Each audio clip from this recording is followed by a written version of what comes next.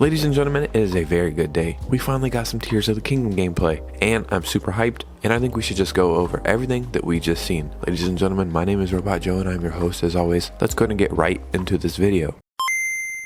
Yeah, so first, I just want to say, I read that this video was coming out at 10:30 a.m., the gameplay video, so I set an alarm for 10:20. That's waking up early for me. I woke up at 10:20, and I seen everybody like, oh man, that gameplay was so cool. I'm like, damn, I thought I was early.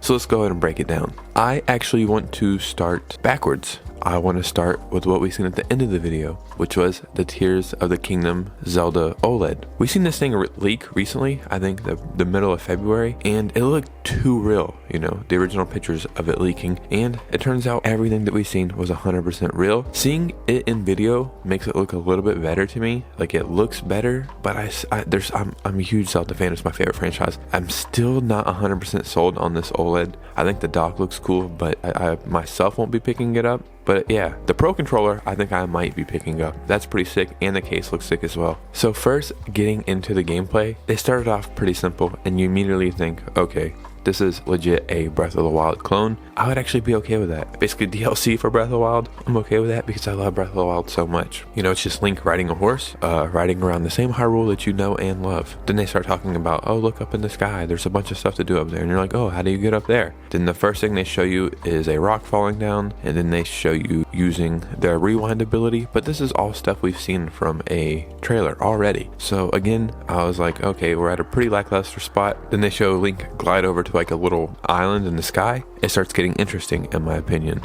You start fusing weapons, and this is where I cannot wait to see just imaginations running wild. You know, there's that one series on YouTube where it's like 10 or 20 things more I learned in Breath of the Wild. This series has been going for years. I cannot wait to see all the stuff that they're gonna do in Tears of the Kingdom. It just seems so experimental in a way. There was two main complaints you would hear in Breath of the Wild. One, that there's not a lot to do, which is insane to me. And the second one was always, why did the weapons break? And the crazy thing is, I never had an issue with that ever. It just made you want to use every kind of weapon. But I understand that argument. Now, that should be not a problem at all. It should be fun to find new weapons and make new weapons. Another cool thing about fusing weapons was the adding a eyeball to an arrow and making a homing arrow. That is such a genius thing to do, and the mechanic is just awesome. Also, you can fuse stuff to your shield. That's freaking crazy. Like, I would never even think of that. If they would have never showed them fusing something to a shield, that would have never even crossed my mind. The next thing that they show that's really innovative is building boats. And I seen in the trailer, like, you could use stuff to fly up in the sky or drive this little car. And I noticed in the background that there was like something glowing that you would have to power. Turns out you have to put like wheels on stuff or engines or motors and power the crafts that you build so they can move. In the trailer, he's like, how are we going to move this boat? I was like, oh, you'll fuse a leaf to it and make a sail. And he says, no, you dumbass, you put an engine on it and you drive around. And I'm like, oh, okay, that makes more sense. I want to know what the story behind these mechanics are. Like, why is Link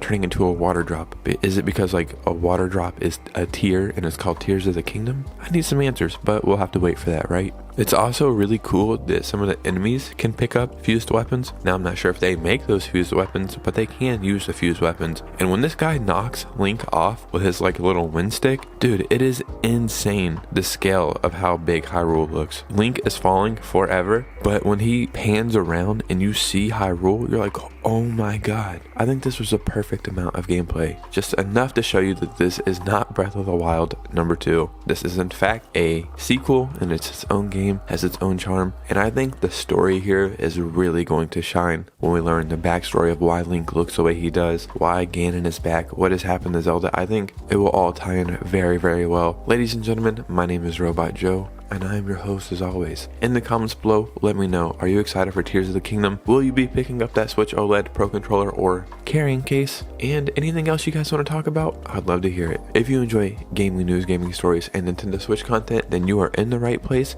And please hit a like and subscribe on the way out because it truly helps out and it means the world to me. But you guys know me, I will see you guys soon with a new video. Peace out.